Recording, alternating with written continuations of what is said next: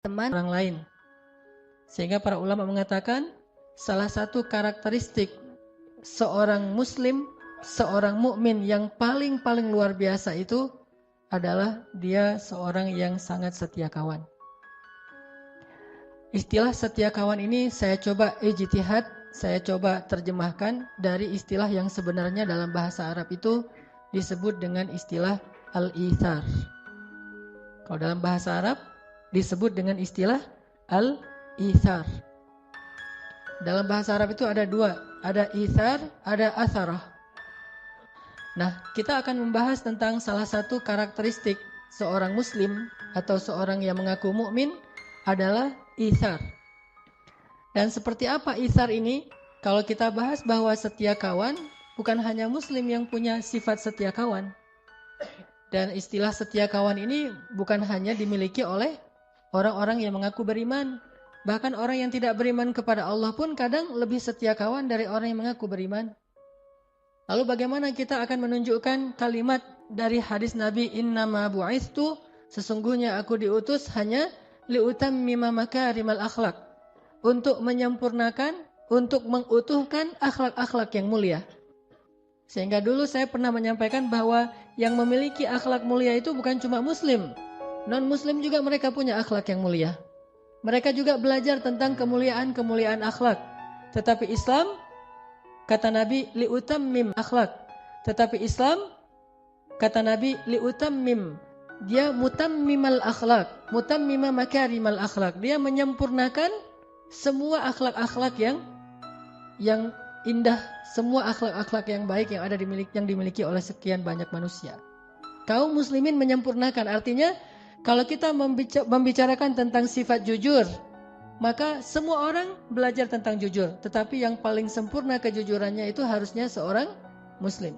Kita bicara tentang sifat sabar. Banyak orang yang memiliki sifat sabar, tetapi harusnya muslim itulah yang paling sempurna kesabarannya.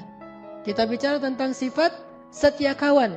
Banyak orang yang punya sifat setia kawan. Bahkan orang yang dalam bahasa poster itu mungkin masa bejat dulu.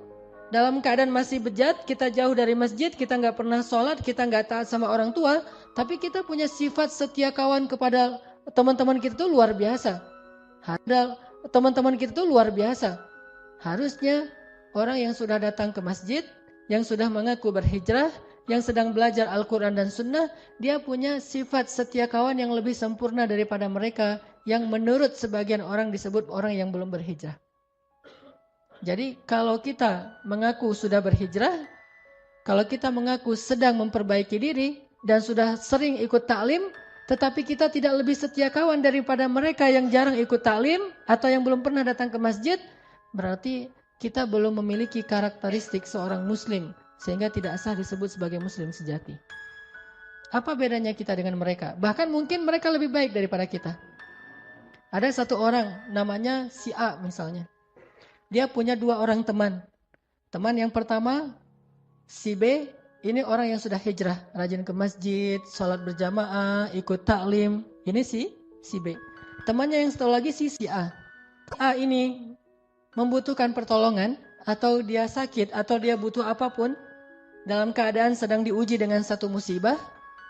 Maka lihatlah siapa yang pertama datang untuk menolong si A. Kalau yang pertama datang adalah si B, harusnya demikian karena dia yang sudah berhijrah, dia yang sudah belajar. Tetapi alangkah memalukannya, alangkah sedihnya jika yang pertama datang kepada si A ini adalah orang yang gak pernah berhijrah, gak pernah ke masjid, ke taklim, yaitu si C.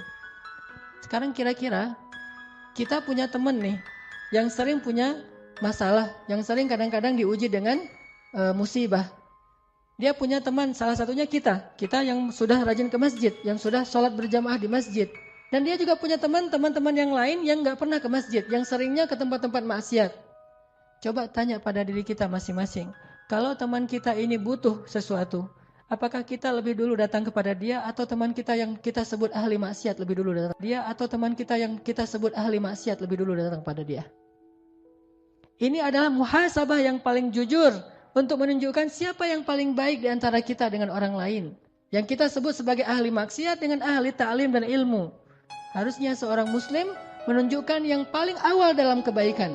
Bukankah Allah mengatakan wasari'u ila maghfiratin min rabbikum wa jannah fastabiqul khairat was-sabiquna as-sabiqun ulaikal muqarrabun. Mereka yang pertama, mereka yang lebih dulu, mereka yang berlomba-lomba. Di mana semangat perlombaan dalam kebaikan itu seandainya kita mengaku sudah rajin datang ke masjid? Apakah perlombaan kita hanya langkah-langkah menuju rumah Allah? Bukankah kebaikan bukan hanya ada di dalam masjid, tetapi juga kebaikan tersebar di seluruh bumi yang Allah miliki ini? Sehingga harusnya kita merasa harus muhasabah dan merasa malu kepada Allah dan kepada manusia.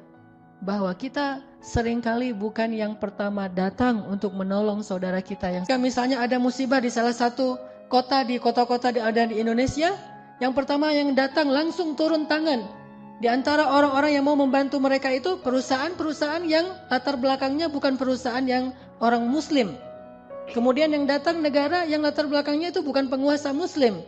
Kemudian secara individu yang datang untuk menyumbangkan berbagai macam bantuannya itu bukan muslim. Charity yang pertama sekali datang untuk menolong kita justru bukan orang yang paling taat dalam agamanya, tetapi mereka orang yang jauh dari masjid, jauh dari taklim. Ini menunjukkan bahwa kita belum benar-benar mengikuti sunnah Nabi SAW.